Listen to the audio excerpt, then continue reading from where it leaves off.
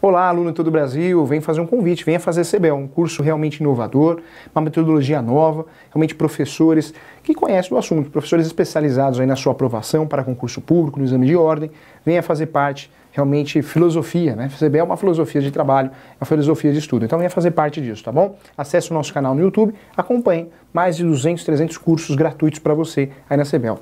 Vai lá no canal no YouTube e inscreva-se no canal, ok? Esperamos você aí, o seu contato é muito importante para nós. Professor, vamos falar do que agora? Vamos falar de poder constituinte. Poder constituinte, matéria importantíssima, é o começo de tudo. Não dá para estudar direito constitucional para concurso, para exame de ordem, sem conhecer o poder constituinte. Professor, o que é poder constituinte? É tão difícil guardar isso, eu acabo lendo muitos livros e não consigo guardar e entender. Realmente, poder constituinte é muito teórico. Vamos deixar mais simples, essa é a nossa intenção. Poder constituinte é a vontade do povo. Isso mesmo, a vontade do povo. Quando você fala em poder constituinte, quer dizer a vontade do povo. Se você pegar no seu caderno e escrever lá, poder constituinte igual vontade do povo, tá certo, é isso mesmo. Poder constituinte é a vontade do povo. Direito constitucional foi criado lá no neoconstitucionalismo. Esse movimento foi realmente necessário para criar o direito constitucional e aí implantar realmente a filosofia de criar constituições. Cada país tem a sua constituição, com a sua classificação, com a sua característica, cada país tem a sua. Quando a gente fala de direito constitucional, o grande objetivo do direito constitucional é limitar o poder do Estado.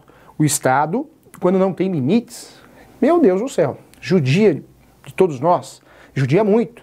O Estado ainda tem vários exemplos de poderes, de atuação de poder. Desapropriação, requisição. O Estado, se ele cisma com a sua casa, com a sua propriedade, fala, quero essa casa para mim. Ele consegue. Ele vai te indenizar para isso. Mas ele consegue. Ah, professor, vou contratar um advogado, vou defender, não vou perder minha casa, não quero sair daqui. É ilusão, uma doce ilusão. Desapropriação não tem o que fazer. O que você pode fazer é brigar por uma indenização maior, uma indenização mais justa. Isso não é desapropriação. Isso é fruto do poder do Estado. Olha como o Estado tem poder. Mas hoje, esse poder é controlado, graças ao direito constitucional. O direito constitucional vem limitar os poderes. A função de uma Constituição são muitas, mas a principal função é limitar o poder do Estado. E aí sim, algumas Constituições têm a função também de limitar poder, de organizar o Estado, de distribuir funções, entre outras funções. Mas a principal função do direito constitucional é limitar poder. A principal função da Constituição Federal é limitar poder. Dentro disso, precisamos entender o que é o poder constituinte, que você já sabe o que é. Poder constituinte é a vontade do povo. Esse poder constituinte é a expressão da vontade do povo. Professor, como assim? Presume-se que todo mundo, eu, você, todo mundo, votamos, criamos a Constituição Federal. Na realidade, não é bem assim. Na realidade, foi criada por algumas pessoas, né? Escrita por algumas pessoas, votada por algumas pessoas, mas fato é que o direito constitucional, ele é o poder do povo. O poder constituinte é o poder do povo. Quem é titular do poder constituinte é o povo. O povo elege representantes para representar e usar o poder constituinte. Mas quem é titular desse poder? O povo. O povo é o titular do poder constituinte. O poder constituinte é a vontade do povo. Quando eu falo de poder constituinte, é o gênero de duas espécies. Nós temos o poder constituinte originário e o poder constituinte derivado. Poder constituinte derivado é um poder dentro da Constituição, um poder para alterar a Constituição Federal. O poder inovador, o bambambam, é o poder constituinte originário. Esse poder constituinte originário é para criar uma nova Constituição. Professor, quando foi que o Brasil utilizou o poder constituinte originário pela última vez? Foi em 88. Porque a nossa Constituição é de 1988.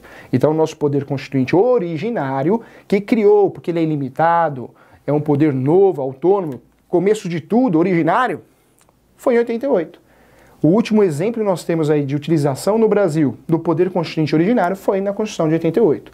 Atualmente, nós não temos mais um poder constituinte originário em constância. Nós temos o poder constituinte originário, que foi o último, de 88. Nós temos sim, dentro de uma Constituição, a nossa Constituição, que é escrita, dentro da nossa Constituição nós temos o poder constituinte derivado. Esse poder constituinte derivado, ele tem duas classificações. Duas. Dentro do poder constituinte derivado, primeiro poder constituinte originário, ilimitado, é o poder realmente de criar uma nova Constituição, a vontade do povo. Dentro do poder constituinte originário, que criou uma Constituição, lá dentro da Constituição, normalmente nós temos o poder constituinte derivado. E esse poder constituinte derivado, eu vou dividir ele para ficar fácil, para ficar didático, de duas formas. Poder constituinte reformador e poder constituinte decorrente. o reformador, é a única forma de alterar a Constituição Federal, retificar a Constituição Federal. Professor, o que é emenda constitucional? Emenda constitucional é a única forma que eu consigo alterar a Constituição Federal. Só emenda constitucional, não tem outra forma. Professor, todo mundo pode propor uma emenda constitucional? Nem todo mundo. Ah, qualquer cidadão. Não, o cidadão é ação popular, é outra coisa. Fazer a proposta de emenda constitucional, só algumas pessoas podem fazer. Quem, professor? E aí nós vamos no artigo 60, olha o artigo 60, aqui é a nossa Constituição. Se você for no artigo 60, oriento você a acompanhar o professor com o vademécum, não é Fred Mercury, né? Igual já falaram. Se você for lá na Constituição Federal, no artigo 60, lá realmente você vai ficar sabendo quem pode propor a emenda constitucional. Aparece lá 1/3 no mínimo dos membros da Câmara dos Deputados ou Senado Federal. 2, presidente da República, presidente ou presidenta, e mais da metade das assembleias legislativas. Então, quem pode propor? Essas pessoas podem propor as emendas constitucionais, fazer a proposta da emenda constitucional. Depois vai para uma votação, que inclusive é uma votação mais demorada, mais cuidadosa, né? Tem um quórum qualificado para isso, para que seja aprovada essa emenda constitucional. Então, nós temos uma votação aí dúplice, né, em cada casa, e também com uma qualificação diferenciada, um quórum diferenciado chamado de quórum qualificado, tá bom? Tudo isso você estuda aí no artigo 60, faça uma leitura do artigo 60 da Constituição Federal.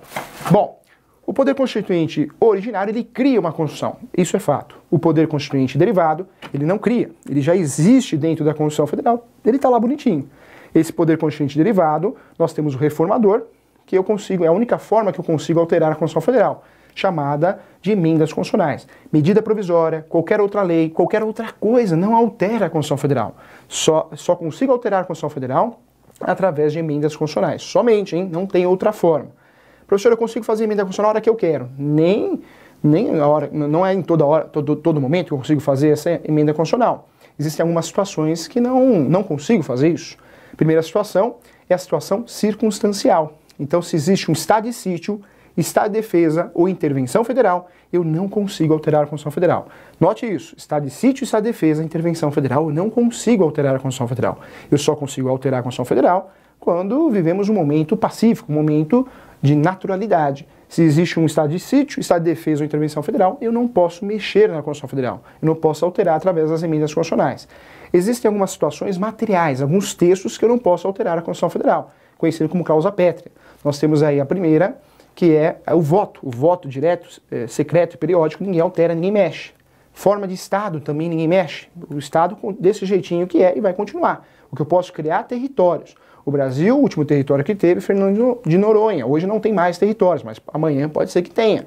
E território sim, mas Estado ninguém mexe. É isso e ponto final. Voto, Estado, poderes. Poderes também não mexe. Executivo, Legislativo e Judiciário. Poder ninguém mexe. Nos poderes ninguém pode mexer. Não pode criar e nem suprimir ou excluir, ok?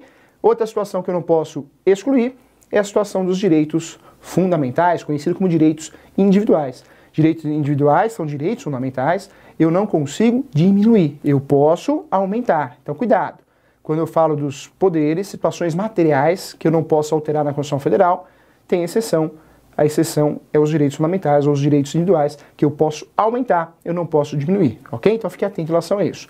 Então nós falamos aí do poder derivado reformador, mas nós temos o poder derivado também decorrente.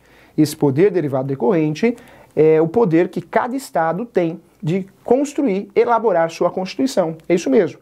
Cada Estado no Brasil pode, e normalmente faz, ele cria a sua Constituição. Cada Estado tem a sua Constituição.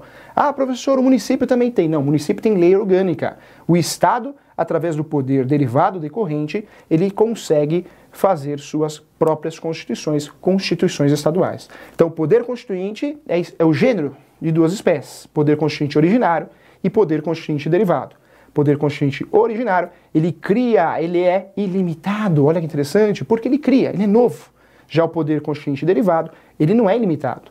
Tem situações que ele não pode alterar. Cláusulas pétreas, situações circunstanciais, né? Então, nem tudo ele pode fazer, nem faz a hora que quer. Esse poder constituinte derivado, eu tenho dois. Dentro dele eu tenho dois. Reformador, lembra de emenda constitucional. E quando eu falo poder constituinte derivado, quando eu estou falando não do reformador, mas sim do decorrente, lembra das constituições estaduais. Que aí você vai guardar, ok? Então vamos lá, característica do poder constituinte originário, hein? Para guardar, ilimitado, incondicionado, absoluto, autônomo e inicial, ok? Características do poder constituinte e derivado. Muda tudo isso, ele não é ilimitado. O poder constituinte e derivado, ele é limitado. Ilimitado é o originário.